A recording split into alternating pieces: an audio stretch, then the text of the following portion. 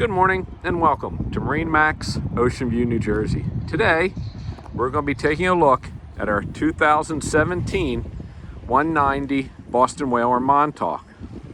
This boat has the optional 150 Mercury outboard. The owner put a nice fiberglass T-top on it. It sits on a Boston Whaler tandem trailer.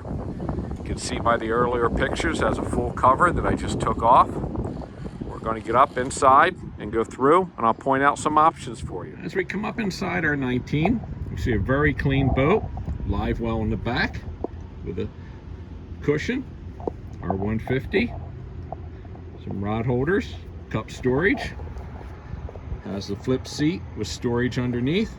At the helm, we see USB ports, a Fusion stereo, a Raymarine hybrid touch. In the overhead, there is a VHF radio.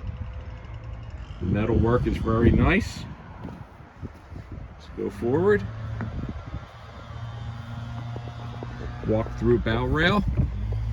Boat does have the fishing package with the core, the rod holders, the tackle box in the side. Boat is here on site. If you're looking for a 19, it's definitely worth a look. My name is Alan. Please call or email me with any questions. Thank you.